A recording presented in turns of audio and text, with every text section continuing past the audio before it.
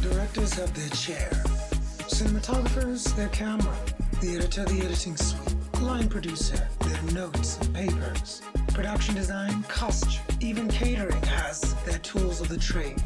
But ask yourself, what does an actor have to be creative with? Pardonnez-moi, je n'aimerais pas être à votre place. Mais nous sommes à la même place.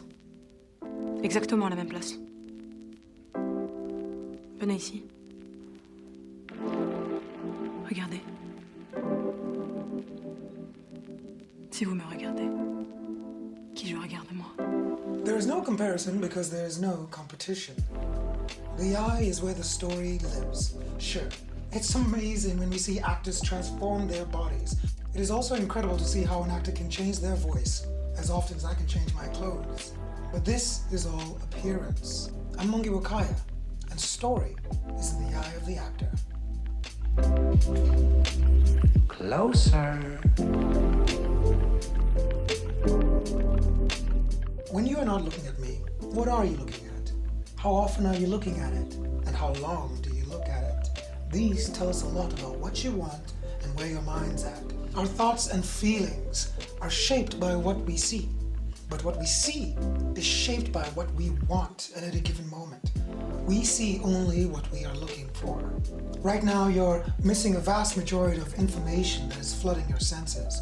Your brain has decided what's important to you. You're not noticing what's happening around your body, in the distance, the sounds that are occurring, or even what's happening right in front of you. Your world is inside this screen. Hello, handsome.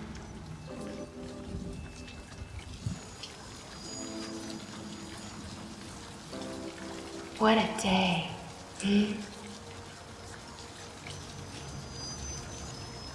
You look lonely. I can fix that. You look like a good show.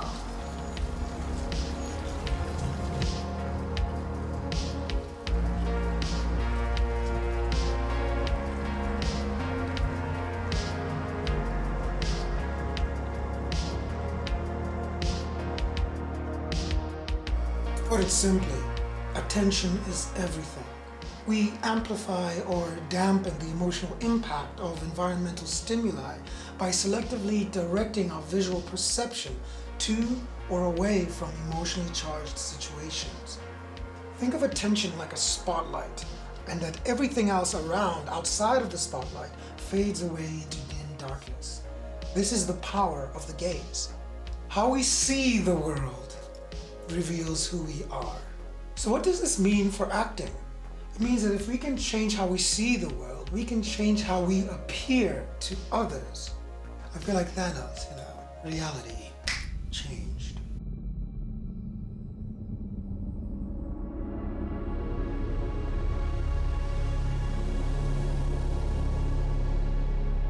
This feedback loop of seeing, thinking, and feeling can seem incongruous to our understanding.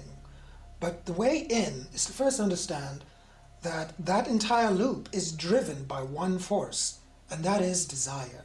As actors, we must know what our character wants when they enter a scene. What we want needs to be something physically real.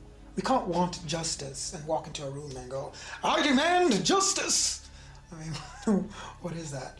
But if we walk into a room and say, "That man broke into my house and stole my stuff, and we've come there to arrest him with police or whatever," suddenly we have a tangible desire that has visual elements to it.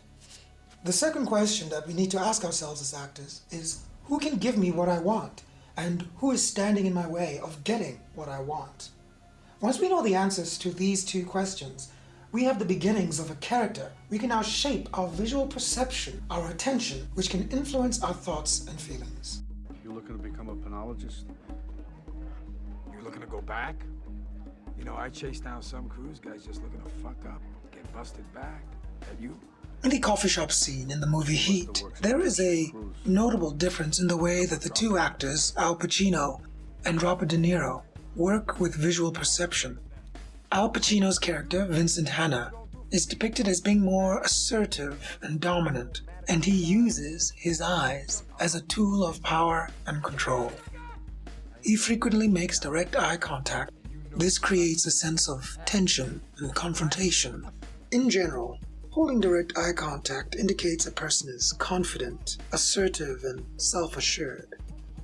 It can also suggest that they are trustworthy, honest, and approachable. However, the prolonged contact can also be interpreted as aggressive, confrontational, or even intimidating, particularly in high-stress situations. In these cases, it can be seen as a means of power, control, or dominance.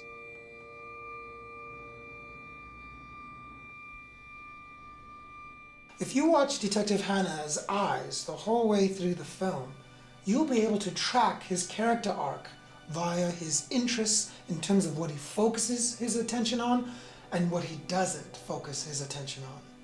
De Niro's character, Neil McCauley, does not employ sustained eye contact to assert dominance. He uses gaze in a more subtle and nuanced manner, often looking away or breaking contact when Detective Hannah is trying to assert his dominance. Avoiding direct eye contact can convey a variety of things about a person, depending on the context and the individual. In general, avoiding direct eye contact can indicate a person is shy, nervous, or lacks confidence. It can also suggest they are hiding something. So what is De Niro's character Neil McCauley saying to us with his shifting gaze? Does he have social anxiety, or is this a reference to him coming from a non-Western culture? Why does his avoidance of sustained direct eye contact create a sense of intrigue and mystery?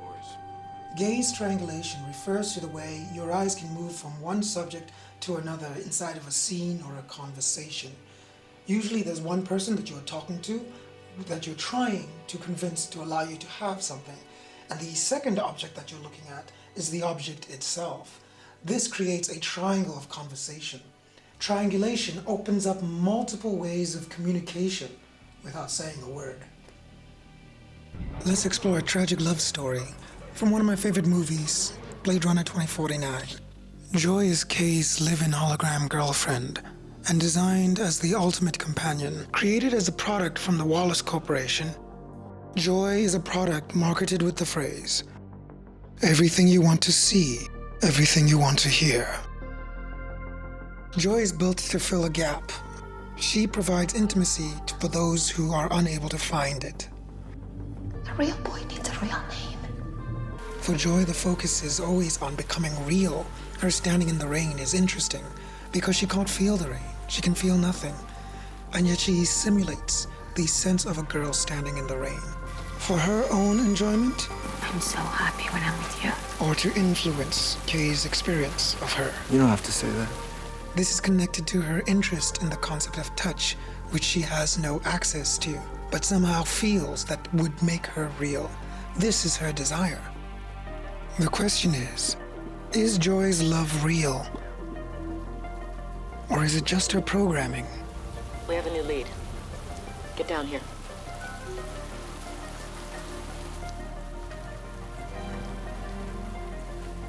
We know from the beginning that Joy is a product, and yet, because we can see the love in her eyes and hear it in the voice, we want to believe that she does love Kay. I want to be real for you. She knows if she can move into a third level, being physical, then Kay will believe she's real. Bad dog. Stop. Yet in the end, despite Joy's best efforts to change reality, I do hope you're satisfied with our product. I love you. the antagonist comes in and reminds Kay and us, Joy is just a toy. So what can we learn about screen acting, and in particular our use of eyes? You look lonely. It's not about transforming your body in any major way or changing your voice, but rather it's a clarity of the story told with the eyes. By understanding what a character wants, I want to be real for you. we can create their own reality of the world. And this reality that they imagine needs to be in conflict I do hope you're satisfied with our product. with the truth. I love you.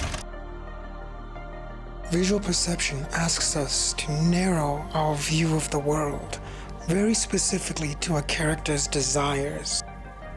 Joy wants to be real, and so she will chase that dream over the truth. This puts her perception of the world in conflict with reality. This is what makes her a compelling character.